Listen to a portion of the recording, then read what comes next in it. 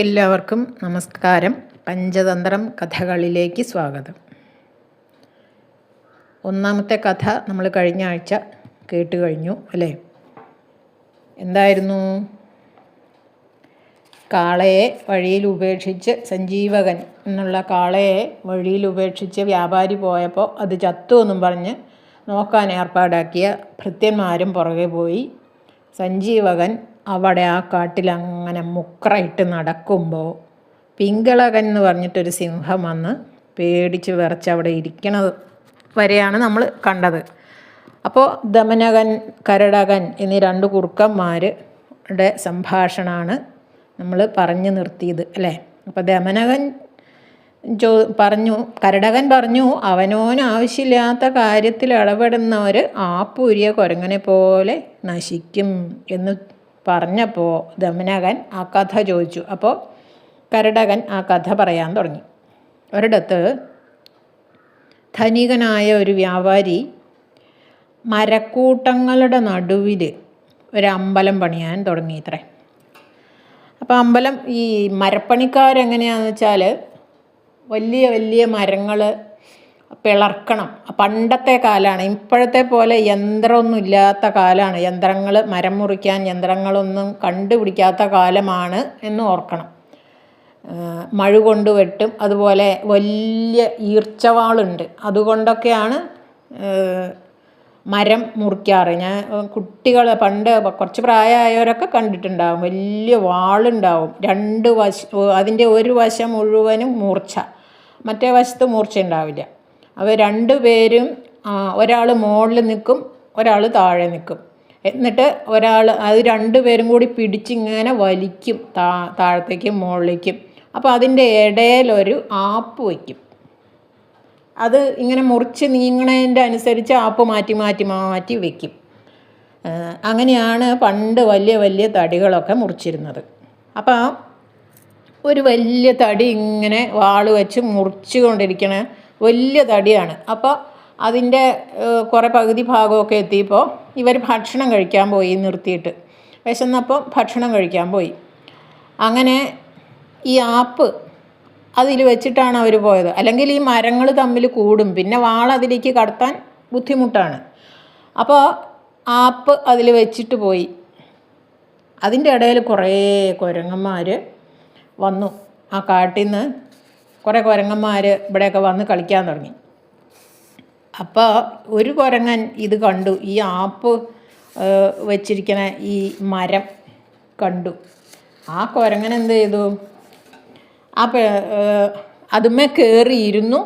ആ പിളർപ്പിൻ്റെ ഇടയിൽ കയറിയിരുന്നിട്ട് ആ ആപ്പ്, അതാ കുരങ്ങൻ്റെ വികൃതി എന്ന് പറയണത് ഇതാണ്. ആ ആപ്പ് വലിച്ച് വലിച്ച് വലിച്ച് അങ്ങോട്ട് ഊരിയെടുത്തു. അപ്പം എന്താ ഉണ്ടായേ? ആ തടിക്കഷ്ണങ്ങൾ രണ്ടും കൂടി അങ്ങോട്ട് ഒന്നിച്ചു. അപ്പം എന്താ ഉണ്ടായത്? ഇവൻ്റെ വാലും പിന്നെ അവൻ്റെ വൃഷണങ്ങളും ഒക്കെ അതിൻ്റെ ഇടയിൽപ്പെട്ട് ചതഞ്ഞരഞ്ഞു. ആ കുരങ്ങൻ ചത്തുപോയി. അപ്പോൾ കരടകൻ പറയാണ്, ബുദ്ധിമാന്മാരാണെങ്കിൽ വേണ്ടാത്ത കാര്യത്തിലൊന്നും പോയി ഇടപെടരുത്. എന്നുവെച്ചാൽ പിങ്കളകനോടിപ്പോൾ എന്താ ഇങ്ങനെ ഇരിക്കണമെന്നൊന്നും ചോദിക്കാൻ പോകണ്ടെന്നർത്ഥം. അവരതാണല്ലോ പറഞ്ഞുകൊണ്ടിരുന്നത്. അപ്പോൾ ദമനകൻ അത് ഇഷ്ടമായില്ല. കരടകൻ പറഞ്ഞു, സിംഹം തിന്നിട്ട് ശേഷിക്കുന്ന ഭക്ഷണം മതിയല്ലോ നമുക്ക് വയറ് നിറയ്ക്കാൻ. സിംഹം എന്തെങ്കിലും പിടിച്ചു കൊണ്ടുവന്ന് തിന്നിട്ട് ബാക്കി നമുക്ക് തരും, നമുക്കത് മതി ഭക്ഷിക്കാൻ എന്ന് പറഞ്ഞു. ദമനകൻ അത് രസിച്ചില്ല.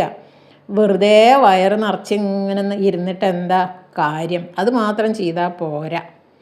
ഒരാളെ ആശ്രയിച്ച് ഒരുപാട് പേര് കഴിയുന്നുണ്ടെങ്കിൽ അവൻ്റെ ജീവിതം ധന്യമാണ്.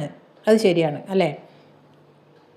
പിന്നെ കുറച്ചെന്തെങ്കിലും നേടുമ്പോഴേക്കും വലിയ സന്തുഷ്ടി കാണിക്കുന്ന ആളെ എങ്ങനെയാണെന്ന് വെച്ചാൽ ഹീനപുരുഷനാണ് എന്നാണ് ദമനകൻ പറയണത്. കുറച്ചെന്തെങ്കിലും കിട്ടുമ്പോഴേക്കും അങ്ങോട്ട് അഹംഭാവം കാണിക്കാൻ പാടില്ല എന്ന്.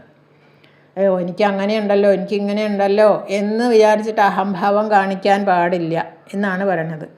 അപ്പോൾ തൻ്റെ കുലത്തിന് മുഴുവനും നന്മ വരുത്തി ശോഭിക്കാത്തവൻ ജനിച്ചിട്ടെന്താ കാര്യം? അവനവൻ്റെ കുലം നന്നാക്കണം എന്ന് വിചാരിക്കാതെ അവനവൻ മാത്രം നന്നായാൽ മതി എന്ന് വിചാരിക്കുന്നവർ ജനിച്ചിട്ടൊരു കാര്യമില്ല എന്നാണ് ദമനകൻ പറയണത്. അപ്പോൾ ഇത് കേട്ടപ്പോൾ കരടകൻ പറഞ്ഞു, ശരിയാണ്, എന്നാലേ രാജസന്നിധിയിൽ യാതൊരു പ്രാധാന്യവും ഇല്ലാത്ത നമ്മൾ ചോദിക്കാതെ വല്ലതിനൊക്കെ പുറപ്പെട്ടിട്ടുണ്ടെങ്കിൽ പരിഹാസപാത്രമാവുള്ളൂ. നമ്മൾ പറഞ്ഞിട്ട് എന്തെങ്കിലും ഫലമുണ്ട് എന്ന് ഉറപ്പുള്ള സ്ഥലത്ത് മാത്രമേ നമ്മൾ വാക്കുകൾ പ്രയോഗിക്കാൻ പാടുള്ളൂ. ഇതൊക്കെ നമുക്കും കൂടിയുള്ള ഉപദേശമാണ് കേട്ടോ. ഇത് രാജകുമാരന്മാരെ നന്നാക്കാൻ വേണ്ടി വിഷ്ണു ശർമ്മ എന്ന ആചാര്യൻ പറഞ്ഞ് കൊടുത്ത കഥയാണല്ലോ. അപ്പോൾ ഈ പോയിന്റുകളൊക്കെ നമ്മൾ ഓർമ്മിക്കണം.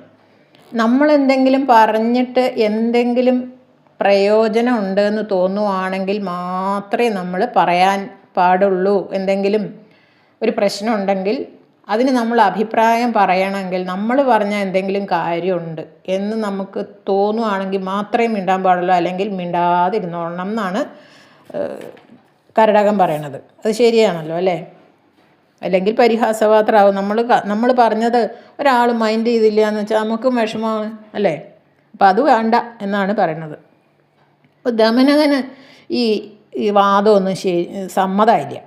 അപ്പോൾ അവൻ പറയണത്, പഠിപ്പില്ലാത്തവനോ തറവാടിത്തമില്ലാത്തവനോ ഒക്കെ ആണെങ്കിലും എപ്പോഴും കൂടെ ഇങ്ങനെ നിൽക്കുന്ന ഒരാളെ രാജാവ് ഇഷ്ടപ്പെടും എന്നാണ് ദമനകൻ പറയണത്. ബുദ്ധിയുള്ളവന് രാജാവിനെ ആശ്രയിച്ച് അങ്ങോട്ട് വലിയ സ്ഥാനത്ത് വരെ എത്താൻ പറ്റും എന്നാണ് ദമനകൻ പറയണത്. അപ്പോൾ കരടകൻ ചോദിച്ചു, നീ ഇനിയിപ്പോൾ എന്ത് ചെയ്യാനാ ഭാവം എന്ന് ചോദിച്ചു. അപ്പോൾ ദമനകൻ പറയാണ്, നമ്മുടെ യജമാനൻ പേടിച്ചിരിക്കുകയാണല്ലോ, അപ്പോൾ അതിൻ്റെ കാരണം ഒന്ന് ചോദിച്ചറിഞ്ഞാൽ അതിൻ്റെ പരിഹാരം ഞാൻ കണ്ടെത്തി കൊടുക്കും എന്നാണ് ദമനകൻ പറയണത്. അപ്പോൾ കരടകൻ ചോദിച്ചു, നീ എങ്ങനെ മനസ്സിലാക്കിയേ? നിനക്ക് എങ്ങനെ മനസ്സിലായേ നമ്മുടെ യജമാനൻ ഭയപ്പെട്ടിരിക്കുകയാണെന്ന് നിനക്കെങ്ങനെ മനസ്സിലായത്? നീ എങ്ങനെയാണ് അറിഞ്ഞേ എന്ന് ചോദിച്ചു. അപ്പോൾ ദമനകൻ പറഞ്ഞു, ഒരാളുടെ മുഖഭാവം, അതുപോലെ ചേഷ്ടകൾ, അതുപോലെ വാക്കുകൾ, ഇതൊക്കെ കണ്ടാൽ തുറന്ന് പറയാതെ തന്നെ നമുക്ക് അവരുടെ മനസ്സിലുള്ളത് അറിയാൻ പറ്റും. ശരിയാണ് അല്ലേ? ഒരാളുടെ മുഖഭാവം കണ്ടാൽ നമ്മൾ ചിലപ്പോൾ ആരെങ്കിലും വിഷമിച്ചിരിക്കണ ഒരാളെ കണ്ടു എന്ന് വയ്ക്കുക, നമ്മൾ ചോദിക്കും അല്ലേ, എന്താ ഒരു വിഷമം പോലെ, മുഖത്തെന്താ ഒരു വിഷമം എന്ന് നമ്മൾ ചോദിക്കാറുണ്ടല്ലോ. അതുപോലെ നല്ല സന്തോഷമായിട്ടുള്ള ഒരാളെ കണ്ടാലും ദേഷ്യപ്പെട്ടിരിക്കുന്ന ആളെ കണ്ടാലും ഒക്കെ നമുക്ക് പറയാതെ തന്നെ മനസ്സിലാവും അല്ലേ? അതാണ് ദമനകൻ പറയണത്. അപ്പോൾ ഞാൻ എൻ്റെ ബുദ്ധിവൈഭവം കൊണ്ട് മന്ത്രിപദം വരെ നേടിയെടുക്കും, നീ കണ്ടോ എന്ന് പറഞ്ഞു ദമനകൻ. അപ്പോൾ കരടകൻ ചോദിച്ചു, ഈ രാജസേവയൊന്നും അറിഞ്ഞുകൂടാത്ത നീ എങ്ങനെ ഒരു രാജാവിൻ്റെ സ്നേഹം പിടിച്ചു പറ്റുക എന്ന് ചോദിച്ചു കരടകൻ. അപ്പോൾ ദമനകൻ പറഞ്ഞു, കുട്ടിക്കാലത്തെ കാരണവന്മാരും ഒക്കെ നീതിശാസ്ത്രത്തെക്കുറിച്ച് ഇങ്ങനെ സംസാരിക്കുന്നതൊക്കെ ഞാൻ ഒരുപാട് കേട്ട് പഠിച്ചിട്ടുണ്ട്. ഇതൊക്കെ നമുക്കുള്ള ഉപദേശമാണ് കേട്ടോ. ശൂരനും അതുപോലെ വിദ്വാനും രാജസേവയറിയുന്നവനും ഒക്കെയാണ് ഭൂമിയുടെ സമ്പത്ത് അനുഭവിക്കുന്നത് എന്ന്. വിശന്ന് പൊരിഞ്ഞാൽ ഈ കൊള്ളരുതാത്തവരെ ചെന്ന് ആശ്രയിക്കരുത്. എത്ര വിശന്നാലും മരിച്ചു പോകുമെന്ന് വിചാരിച്ചാലും ഒരു കൊള്ളരുതാത്തവനാണെങ്കിൽ അവനെ ചെന്ന് ആശ്രയിക്കരുത്. പിന്നെ രാജമാതാവ്, രാജപത്നി, രാജകുമാരൻ, അതുപോലെ മുഖ്യമന്ത്രി എന്ന് പറഞ്ഞാൽ നമ്മുടെ മുഖ്യമന്ത്രിയല്ല, രാജാവിൻ്റെ പ്രധാനപ്പെട്ട ഒരു മന്ത്രി ഉണ്ടാവും, രാജാവിന് പ്രധാനപ്പെട്ട ഒരു മന്ത്രി ഉണ്ടാവും, അതാണ് മുഖ്യമന്ത്രി എന്ന് പറഞ്ഞാൽ. പിന്നെ പുരോഹിതൻ, അതുപോലെ ദ്വാരപാലകൻ. പുരോഹിതൻ എന്ന് പറഞ്ഞാൽ അവിടുത്തെ രാജാവിന് വേണ്ട ഉപദേശങ്ങളൊക്കെ, എന്തെങ്കിലും പൂജാതി കർമ്മങ്ങൾ, അതുപോലെ അവിടുത്തെ ചിട്ടകൾ, അതൊക്കെ പറഞ്ഞു കൊടുക്കുന്ന, അനുഷ്ഠാനങ്ങളൊക്കെ പറഞ്ഞു കൊടുക്കുന്ന ആളാണ് പുരോഹിതൻ. അതുപോലെ ദ്വാരപാലകൻ എന്ന് പറഞ്ഞാൽ നമ്മളിപ്പോൾ ഏതെങ്കിലും വലിയ സ്ഥാപനത്തിൽ പോയിട്ടുണ്ടെങ്കിൽ അവിടെ ഇവർ നിൽക്കണ സെക്യൂരിറ്റി നിൽക്കാറുണ്ടല്ലോ ഇല്ലേ, അവരാണ് ദ്വാരപാലകർ, ഗോപുരം കാവൽക്കാർ. ഇങ്ങനെ ഇവരെയൊക്കെ ബഹുമാനിക്കണം, രാജാവിനെ പോലെ ബഹുമാനിക്കണം ഇവരെയൊക്കെ എന്നാണ് ദമനകൻ പറയണത്. ഇങ്ങനെ ഈ പറഞ്ഞ എല്ലാവരെയും ബഹുമാനിക്കേണ്ടവരാണ്. അതുപോലെ രാജാവ് സമ്മാനിച്ച വസ്ത്രങ്ങൾ ഉടുത്തുകൊണ്ട് രാജാവിൻ്റെ അടുത്ത് രാജസന്നിധിയിൽ ചെല്ലണം. അത് ഞാനും ചെയ്യാറുണ്ട്. നമുക്ക് ഒരാളൊരു വസ്ത്രം, ഒരു സന്തോഷമായിട്ടൊരു നമുക്കൊരു വേഷം, സാരിയോ മുണ്ടോ ഷർട്ടോ എന്താണെന്ന് വെച്ചാൽ നമുക്ക് തന്ന ആ ഡ്രസ്സ് ഇട്ടിട്ട് വേണം നമ്മൾ അയാളുടെ അടുത്ത് പോവാൻ. അത് അവർക്ക് വലിയ സന്തോഷമാവും. ഞാനത് ചെയ്യാറുണ്ട്. അതുകൊണ്ടാണ് പറയണത്. എനിക്ക് പണ്ട് ആരോ പറഞ്ഞു തന്ന ഒരു മുത്തശ്ശിയാണെന്ന് തോന്നുന്നു, അമ്മയാണോ മുത്തശ്ശിയാണോ എന്നറിയില്ല, പറഞ്ഞു തന്നതാണ്. ആരെങ്കിലും ഒരു വസ്ത്രം തന്നിട്ടുണ്ടെങ്കിൽ അത് അവരുടെ അടുത്ത് പോകുമ്പോൾ ആ വസ്ത്രം കൊടുക്കണം. അപ്പോൾ അവർക്ക് അത് വലിയ സന്തോഷമാവും എന്ന്. അതുപോലെ അന്തഃപുരത്തിലെ ഭൃത്യന്മാരോടും അതുപോലെ രാജപത്നിമാരോടും രഹസ്യമായിട്ട് പോയി സംസാരിക്കരുത്. മറ്റേ അന്തഃപുരത്തിൽ രാജാവിൻ്റെ കൊട്ടാരത്തിൻ്റെ ഉള്ളിൽ വേലക്കാർ ഉണ്ടാവും അല്ലേ, അതുപോലെ രാജാവിൻ്റെ പത്നി, അവരോടൊന്നും സ്വകാര്യമായിട്ട് പോയിട്ട് സംസാരിക്കാൻ പാടില്ല. അപ്പോൾ അത് തെറ്റിദ്ധാരണയ്ക്ക് വകയുണ്ടാവും എന്നാണ് പറയണത്. അതുപോലെ ചൂതുകളി, മദ്യപാനം, പരസ്ത്രീ സേവ, ഇതൊന്നും പാടില്ല. പിന്നെ മര്യാദയുടെ അതിർത്തി വിട്ട് പെരുമാറരുത്, എതിർത്ത് പറയാനും പാടില്ല. ഇങ്ങനെയൊക്കെ ശ്രദ്ധാപൂർവം നടക്കുന്നവനെ രാജാവ് ഒരുപാട് ഇഷ്ടപ്പെടും. ദമനകൻ പറയണതാണ്. ഈ ഉപദേശങ്ങളെല്ലാം നമുക്കും കൂടി ഉള്ളതാണ്. ഇതെല്ലാം കേട്ടപ്പോൾ കരടകൻ പറഞ്ഞു, നീ ഇപ്പോൾ അവിടെ പോയിട്ട് എന്ത് പറയും രാജാവിൻ്റെ അടുത്ത് പോയിട്ട് എന്ന് ചോദിച്ചു. അപ്പോൾ ദമനകൻ പറഞ്ഞു, ഒരു വാക്കിൽ നിന്ന് മറ്റൊരു വാക്കുണ്ടാവുന്നു, ഒരു മറുപടിക്ക് വേറൊരു മറുപടി ഉണ്ടാവുന്നു. ഞാൻ സമയം നോക്കി അല്ലാതെ ഒന്നും പറയില്ല എന്ന് പറഞ്ഞു. അപ്പോൾ കരടകൻ ഉപദേശിച്ചു, രാജാവിന് ഇഷ്ടമില്ലാത്ത ചെറിയൊരു കാര്യം ചെയ്താൽ മതി, എത്ര പ്രിയപ്പെട്ടവനായാലും പാറ്റ തീയിൽ വീണ പോലെ ദഹിച്ചു പോവും എന്ന് വെച്ചാൽ രാജാവിൻ്റെ ദേഷ്യത്തിന് പാത്രമാവും എന്ന അർത്ഥം. രാജാവിന് എന്തു ചെയ്യാനും അധികാരമുണ്ട്. രാജാവിന് ഇഷ്ടപ്പെട്ടില്ലെങ്കിൽ രാജാവിന് എന്തു ചെയ്യാനും അധികാരമുണ്ട്. അതൊക്കെ സഹിക്കേണ്ടി വരും എന്ന് പറഞ്ഞു. ചിലപ്പോൾ നാട് കടത്തുകയും കൂടി ചെയ്യും, അല്ലെങ്കിൽ ശിരസ്സരിയും, അങ്ങനെയൊക്കെ രാജാവിന് അധികാരമുണ്ട്.